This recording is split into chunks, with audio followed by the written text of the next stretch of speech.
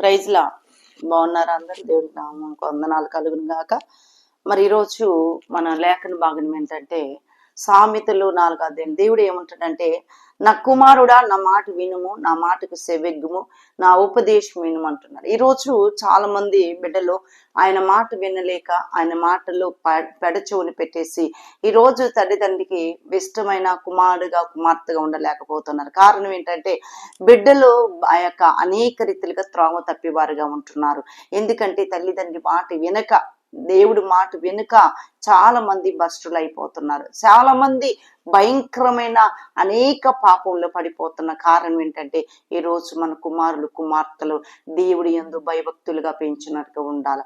ఎందుకంటే ఆయన ఉపదేశం వినేవారుగా, ఆయన ఆజ్ఞకి లోబడిలాగా, ఆయన మితి చాలా మంది రోజు అలాంటి పరిస్థితుల్లో ఉంటున్నారు. అది కాదు కానీ మన జీవితము దేవుడు ఎప్పుడైతే నీవు ఉంటావో, దేవుడి సన్నిధిలో ఎప్పుడైతే నువ్వు దేవుడి సన్నిధిలో భయము భక్తి కలిగి ఉంటావో, ఆయన ఉపదేశం నువ్వు వింటావో.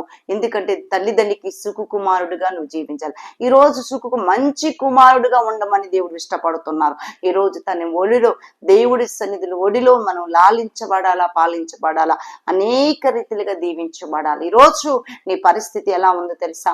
లోపడే తత్వం లేదు నీకు, లోపడే మనస్సు నీకు లేదు. కానీ ఎందుకంటే ఈరోజు తల్లిదండ్రికి లోపడినోడు దేవుడికి ఎలా లోపడతావు ఒక్కసారి ఆలోచించము.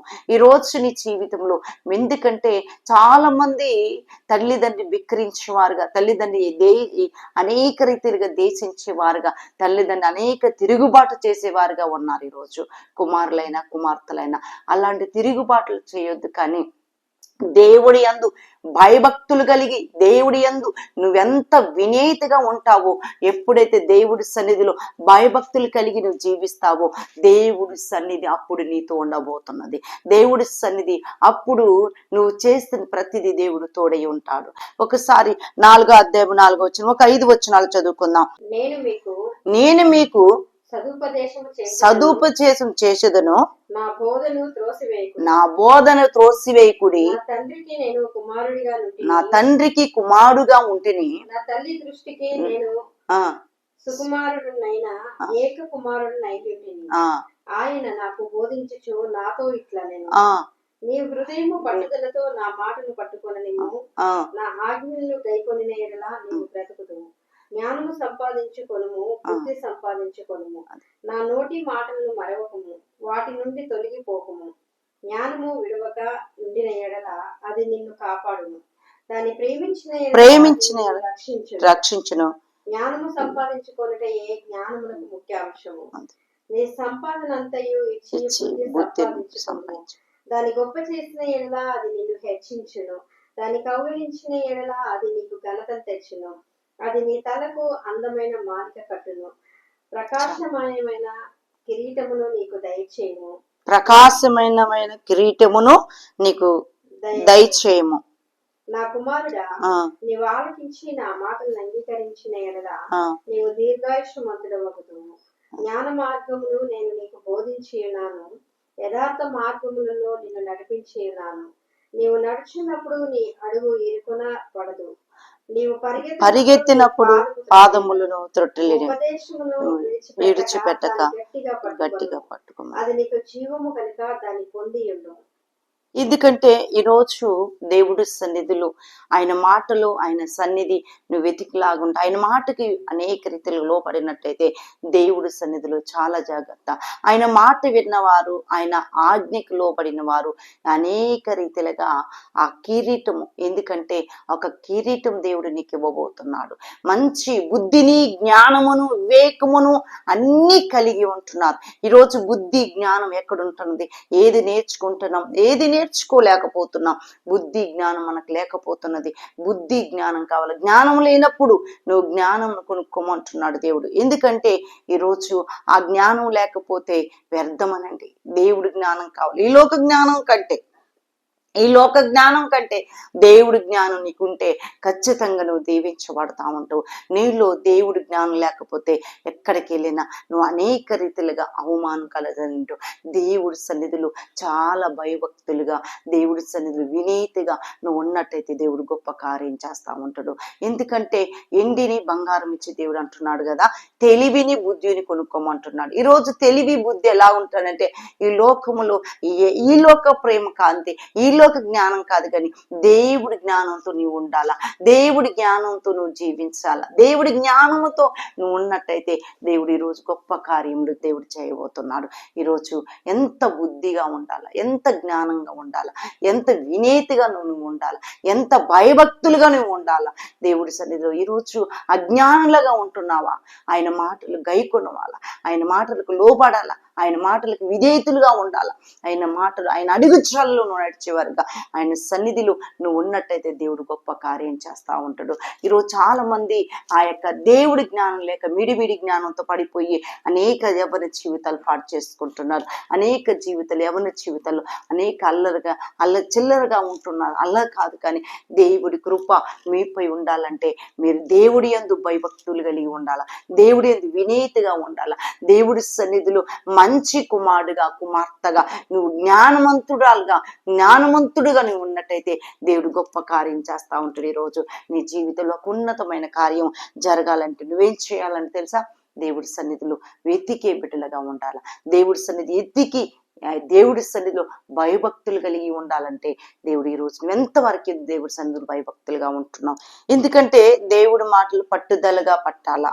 దేవుడి మాటలు పట్టుగా నీ హృదయములు పట్టుదలగా ఉంటే ఈరోజు నీ జీవితంలో చాలా వ్యర్థమైన దాన్ని పట్టుబడి విడవకు. ఎన్నో పాపములు, ఇంకా ఆ పాపములకి అనేక రీతిలో నీ ఉంట హైలీ స్పిరిట్ ఇది లేవాన్సికే విరివాలి ఓ రావాహం ద సిహా తూటే హాలిఫిరిపిలో అయ్యా తెరీషోస్ ఏది ఆటంకపరుస్తుంది స్థలం ఏసునామములు బంధిస్తున్నాను. Glowing to the power receiving God place in the father. Thank you. ఈరోజు నువ్వు పట్టుదలతో దేవుడి సన్నిధిలో ఆయన ఉపదేశం విన్నట్టయితే దేవుడి మాటలు నీకు దేవుడికి లోపడే బిడ్డగా నువ్వు ఉండాలంటే నువ్వేం చేయాలి తెలుసా? దేవుడి యందు నీ మనసు, నీ ఆలోచన, నీ తలంపులన్నీ ఆయన వైపు పెట్టాలా. ఈరోజు చాలా మంది యవ్వనస్తులు పడిపోతున్న కారణం అంటే దేవుడు వాక్యం వాళ్ళు ఉంటాలేదు, దేవుడు మాటలు వాళ్ళు ఉంటాలేదు. దాన్ని ఎందుకంటే దేవుడు మాటలు వాళ్ళు ఉండక ఏం చేస్తారు? పడిపోతున్న పరిస్థితిలో ఉంటున్నారు. ఈరోజు ఈ కిరీటం పోగొట్టుకుంటున్నారు. ఈ యొక్క అందమైన ఈ యొక్క మంచి కిరీటం, ఈ కిరీటం పొందుకున్న అర్హత నీకున్నదా? నీ ఆలోచనలో ఉందా? నీ తలంపులో ఉన్నదా? దేవుడు ఇవ్వటానికి ఆయన సిద్ధంగా ఉన్నాడు, కానీ నువ్వు పొందుకోవటానికి ఉన్నావా? ఈరోజు నీ పరిస్థితి ఏమవుతున్నది? నీ ఆలోచన ఏమవుతున్నది? నువ్వు తల్లిదండ్రికి ఎలాంటి కుమారుడుగా ఉంటున్నావు? ఎంత మంచి కుమారుడుగా నువ్వు ఉంటున్నావు?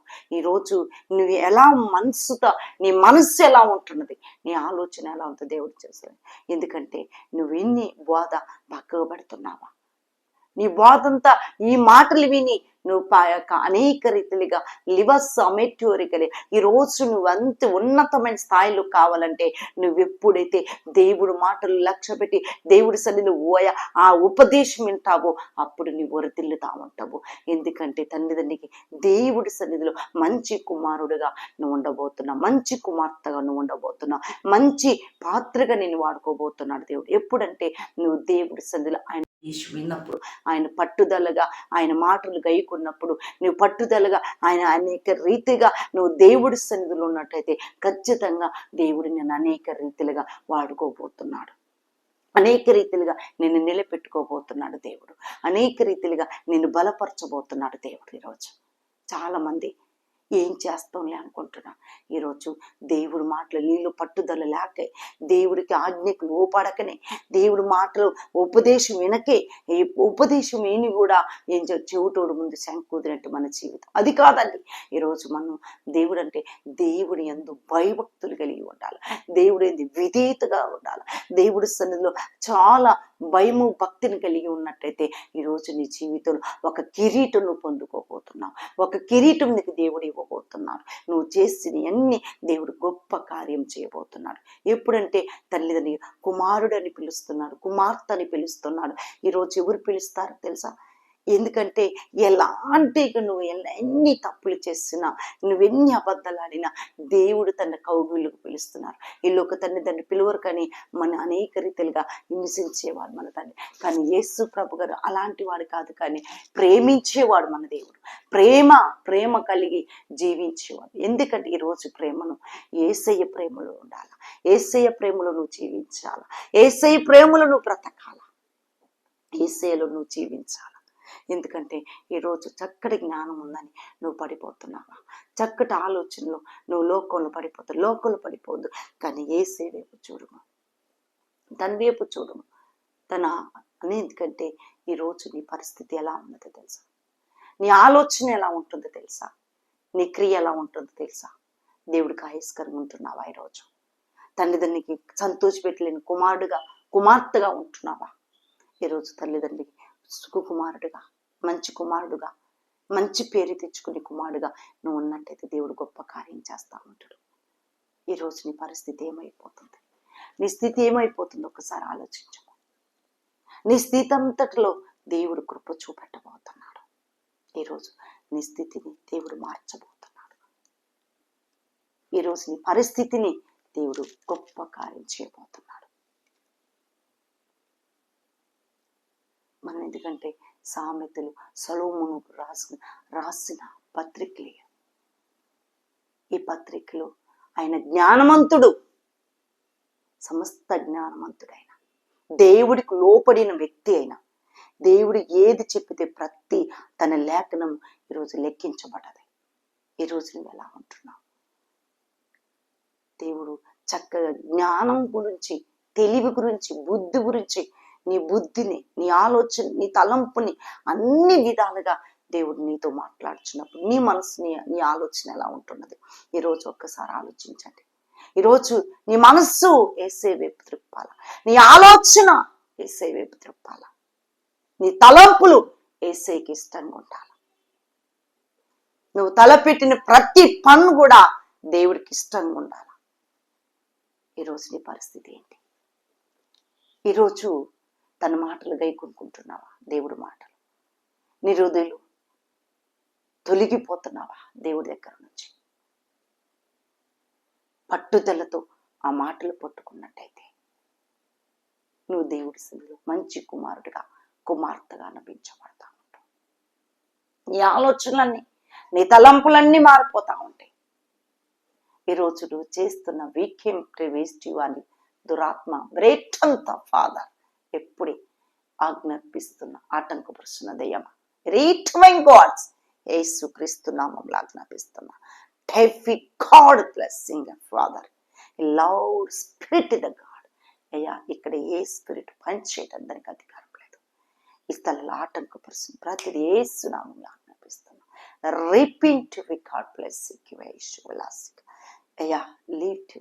ఈరోజు మంచి కుమార్తెగా నువ్వు జీవించినట్టయితే దేవుడు గొప్ప కార్యం చేస్తా ఉంటాడు. నువ్వు సంతోషపెట్టేవారిగా ఉంటావు.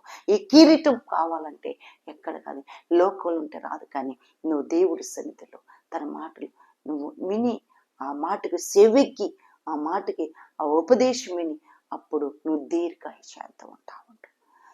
ఎందుకంటే దేవుడు ఆశీర్వదిస్తున్నాడు, నేను దీవిస్తున్నాడు నిన్ను. దేవుడు నీ బ్రతుకంతట్లో దేవుడు కార్యం చేయబోతున్నాడు. ఈ లోక తల్లిదండ్రులకు అనిపించుకోకపోయినా దేవుడి దృష్టికి మంచి కుమారుడుగా దీర్ఘాయుష్యతతో నేను నింపబోతున్నాడు దేవుడు. నీ మనసు పట్టుదలగా ఉండాలా, నీ ఆలోచన, నేను అన్ని విధాలుగా మంచిగా ఉండాలా.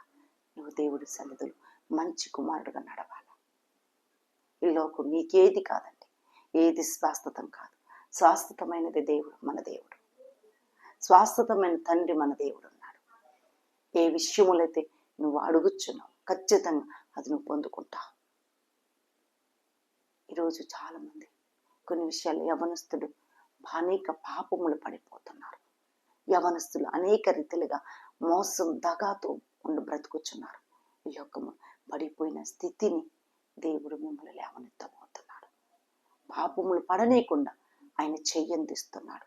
ఆయన కృప నీపై ఉండుతుంది. ఎవరు దీవించరండి, ఎందుకంటే దేవుడు దీవిస్తున్నాడు, దేవుడు ఆశీర్వదిస్తున్నాడు, దేవుడు బలపరచబోతున్నాడు ఈరోజు నీ జీవితం. ఎందుకంటే దేవుడు అంటున్నాడు, నీ బ్రతుకు దినములన్నీ కృపాక్షేములని అంట వచ్చును అంటున్నాడు. దీర్ఘాయుష్యత నేను తృప్తిపరచదు. అవును తండ్రి, ఈరోజు ఎవరు దీవిస్తారు? ఎవరు మనం దీవించరు, కానీ యేసు ప్రభు గారు దీవిస్తారు. ఎందుకంటే ఇంకా మన జీవితం కొనసాగేంత వరకు కూడా ఆయన కృప మనతో ఉండబోతున్నది, ఆయన సన్నిధి, ఆయన ప్రసన్నత మనపై ఉండబోతుంది.